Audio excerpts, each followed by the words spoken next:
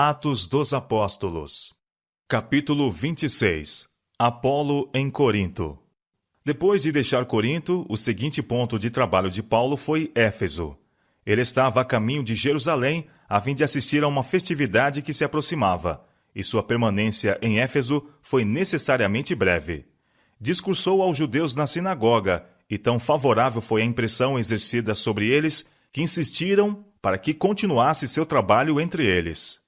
Seu plano de visitar Jerusalém o impediu então de demorar-se, mas prometeu que voltaria para eles, querendo Deus. Atos capítulo 18, verso 21. Áquila e Priscila haviam-no acompanhado a Éfeso, e ele os deixou ali para que continuassem a obra que ele havia começado. Foi por esse tempo que um certo judeu chamado Apolo, natural de Alexandria, varão eloquente e poderoso nas Escrituras, chegou a Éfeso. Ele tinha ouvido a pregação de João Batista, recebido o batismo do arrependimento e era uma testemunha viva de que a obra do profeta não tinha sido em vão. O relatório que a Escritura apresenta de Apolo é que ele era instruído no caminho do Senhor e fervoroso de espírito, falava e ensinava diligentemente as coisas do Senhor, conhecendo somente o batismo de João. Atos capítulo 18, verso 25. Enquanto esteve em Éfeso, Apolo começou a falar ousadamente na sinagoga. Entre seus ouvintes estava Áquila e Priscila, que, percebendo não ter ele ainda recebido toda a luz do Evangelho, tomaram-no consigo, e com mais exatidão lhes expuseram o caminho de Deus. Atos capítulo 18, verso 26. Por meio de seus ensinos, ele obteve mais clara compreensão das Escrituras e tornou-se um dos mais hábeis advogados da fé cristã. Apolo estava desejoso de ir para a Acaia, e os irmãos de Éfeso escreveram aos discípulos que o recebessem, como um ensinador em perfeita harmonia com a Igreja de Cristo. Seguiu para Corinto, onde, em trabalho público e de casa em casa, com grande veemência, convencia os judeus, mostrando pela Escritura que Jesus era o Cristo. Atos capítulo 18, verso 27 e 28. Paulo havia plantado a semente da verdade. Apolo regou-a em seguida. O sucesso alcançado por Apolo na pregação do Evangelho levou alguns crentes a exaltar seu trabalho acima do de Paulo. Essa comparação de homem com homem suscitou na igreja o espírito de partidarismo que ameaçou deter o progresso do Evangelho. Durante o ano e meio que Paulo permanecera em Corinto, propositadamente apresentara o Evangelho em sua simplicidade. Não foi com sublimidade de palavras ou de sabedoria que ele se havia apresentado aos coríntios, mas com temor e tremor, e em demonstração de espírito e de poder, havia ele declarado o testemunho de Deus para que sua fé não se apoiasse em sabedoria de homens, mas no poder de Deus. 1 Coríntios capítulo 2, versos 1, 4 e 5. Paulo havia necessariamente adaptado às condições da igreja sua maneira de ensinar. E eu, irmãos, não vos pude falar como a espirituais, explicou-lhes mais tarde, mas como a carnais, como a meninos em Cristo. Com leite vos criei, e não com manjar, porque ainda não podieis, nem tampouco ainda agora podeis. 1 Coríntios capítulo 3, versos 1 e 2. Muitos dos crentes coríntios haviam sido vagarosos em aprender as lições que ele procurara lhes ensinar. Seu progresso no conhecimento espiritual não havia sido proporcional aos privilégios e oportunidades. Quando deviam estar muito adiantados na experiência cristã e capazes de compreender e praticar as profundas verdades da palavra, ainda estavam onde estiveram os discípulos quando Cristo lhes dissera: ainda tenho muito que vos dizer, mas vós não podeis suportar agora. João capítulo 16, verso 12. Inveja, desconfiança e acusações haviam fechado o coração de muitos dos crentes coríntios para uma completa obra do Espírito Santo, o qual penetra todas as coisas, ainda as profundezas de Deus. Sábios como pudessem ser em conhecimentos seculares, ainda não passavam de crianças no conhecimento de Cristo. Tinha sido a obra de Paulo instruir os conversos coríntios nos rudimentos, o próprio alfabeto da fé cristã.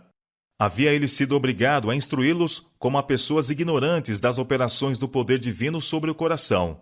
A esse tempo, eram eles incapazes de compreender os mistérios da salvação, pois o homem natural não compreende as coisas do Espírito de Deus, porque lhe parecem loucura, e não pode entendê-las, porque elas se discernem espiritualmente. 1 Coríntios capítulo 2, verso 14. Paulo tinha procurado semear a semente que outros deviam regar.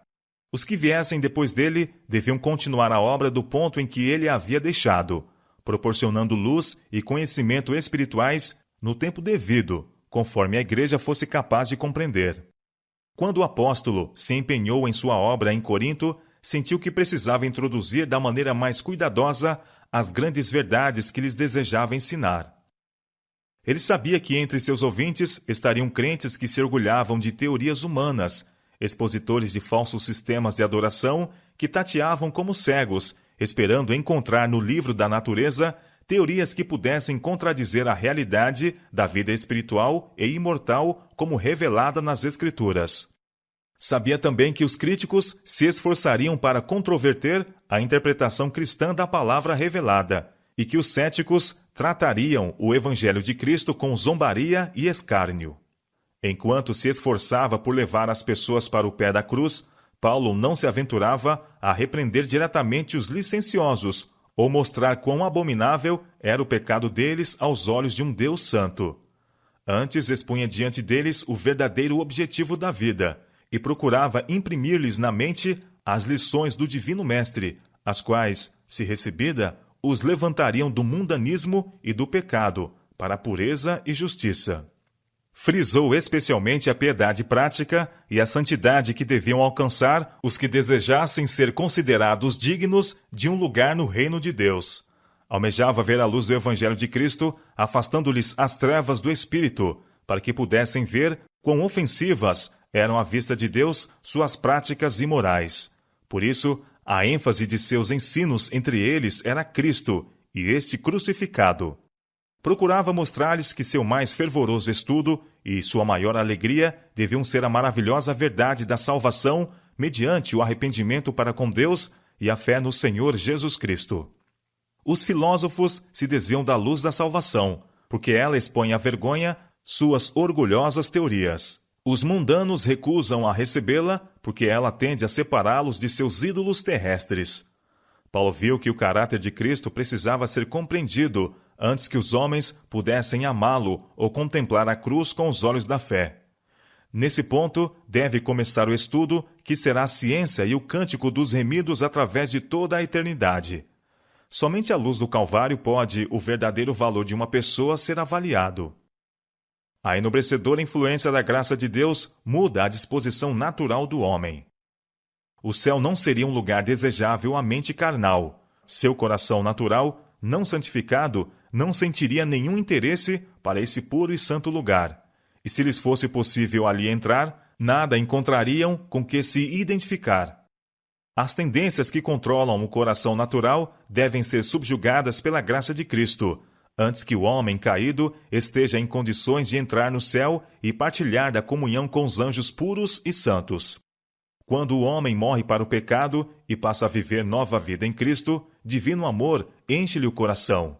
Seu entendimento é santificado. Ele bebe da inesgotável fonte de alegria e conhecimento, e brilha em seu coração a luz de um eterno dia, pois com ele está continuamente a luz da vida. Paulo tinha procurado imprimir na mente de seus irmãos coríntios o fato de que ele e os ministros que com ele trabalhavam eram apenas homens comissionados por Deus para ensinar a verdade, que estavam todos empenhados na mesma obra e que igualmente dependiam de Deus para alcançar sucesso em sua obra.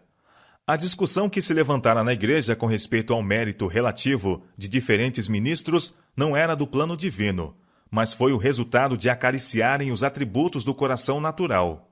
Porque, dizendo um, eu sou de Paulo, e outro, eu sou de Apolo.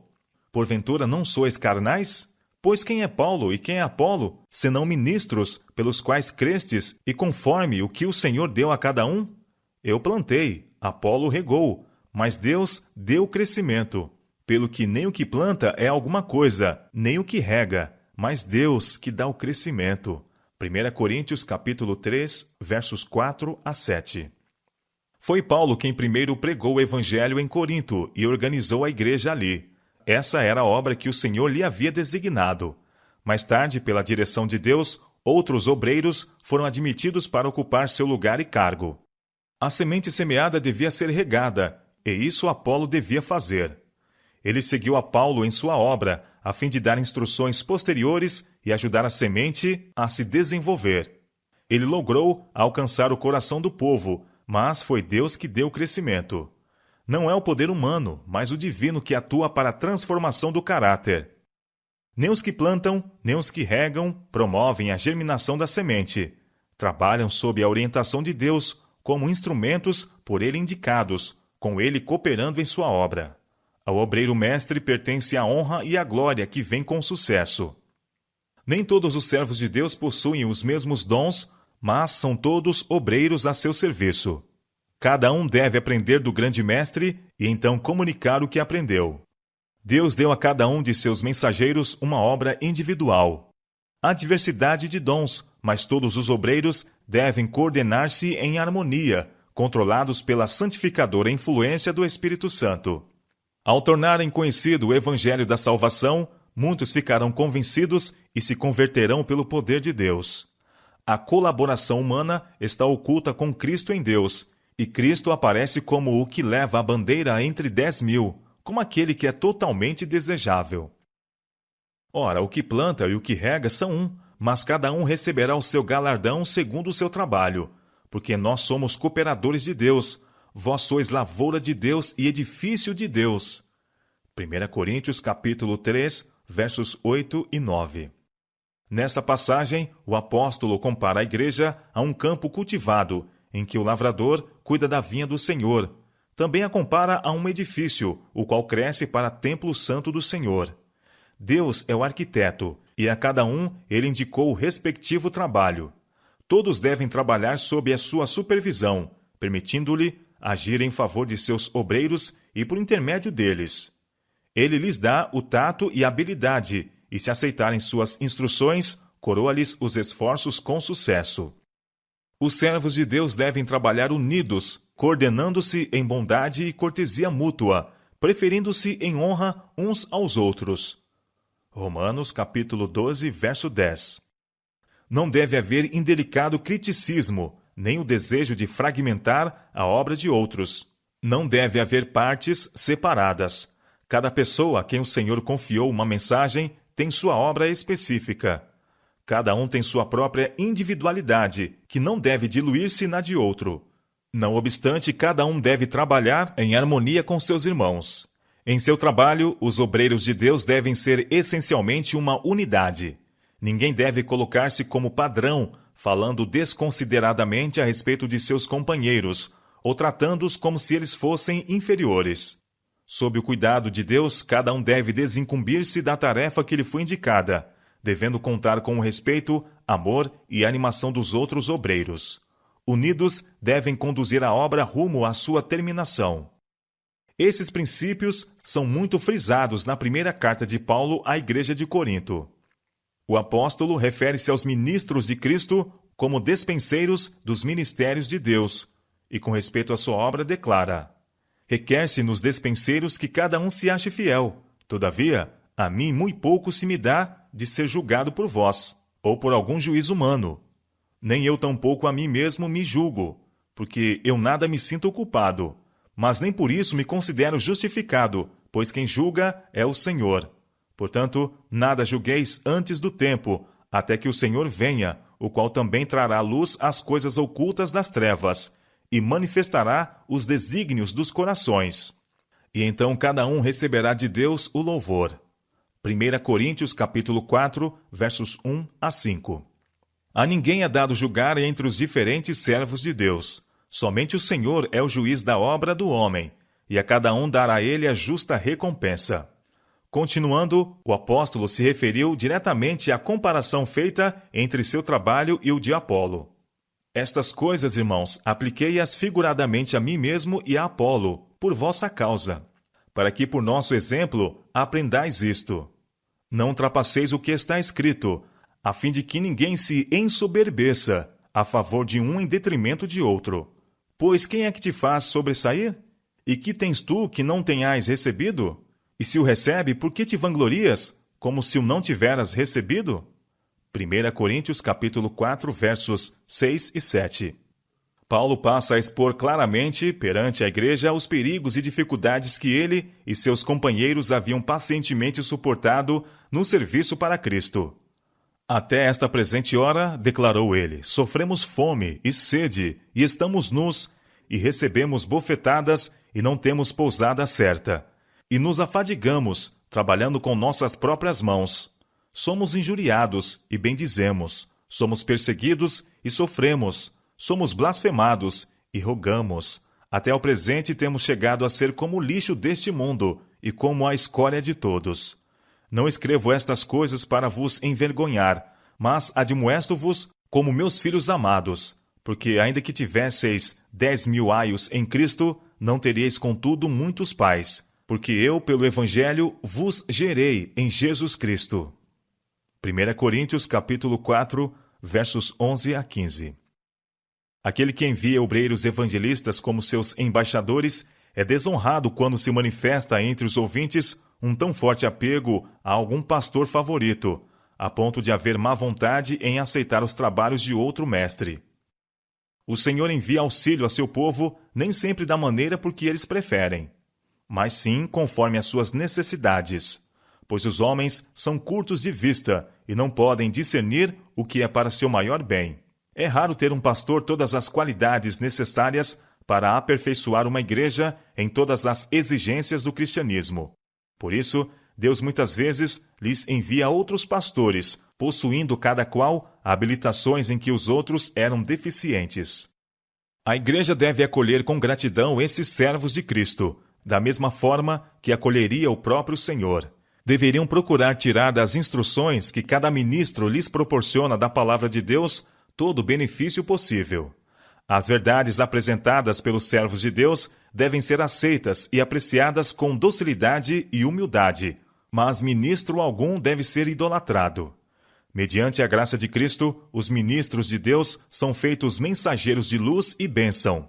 Quando, mediante oração fervorosa e perseverante, obtiverem a dotação do Espírito Santo e saírem possuídos do desejo de salvar, os corações plenos de zelo para entender os triunfos da cruz verão os frutos de seus trabalhos. Recusando resolutamente exibir sabedoria humana ou exaltar-se, eles realizarão uma obra que resistirá aos assaltos de Satanás. Muitas pessoas sairão das trevas para a luz, e muitas igrejas serão estabelecidas. Os homens se converterão não a um instrumento humano, mas a Cristo. O eu será mantido subjugado. Somente Jesus, o homem do Calvário, aparecerá. Os que trabalham por Cristo hoje podem revelar as mesmas distintas excelências reveladas pelos que proclamaram o Evangelho na era apostólica. Deus está tão pronto a dar poder a seus servos hoje, quanto esteve quando o deu a Paulo e Apolo, a Silas e Timóteo, a Pedro, Tiago e João.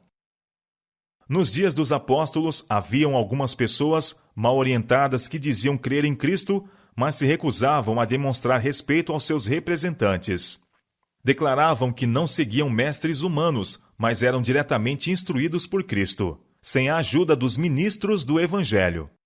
Eram de espírito independente e indispostos para se submeterem à orientação da igreja. Tais criaturas estavam em grave perigo de serem enganadas. Deus pôs na igreja, como seus auxiliares indicados, homens de talentos diferentes para que, mediante a obra de muitos, seja feita a vontade do Espírito. Os homens que agem de conformidade com seus fortes traços de caráter, recusando aliar-se a outros que têm tido mais longa experiência na obra de Deus, ficam cegos pela confiança própria, incapazes de discernir entre o falso e o verdadeiro.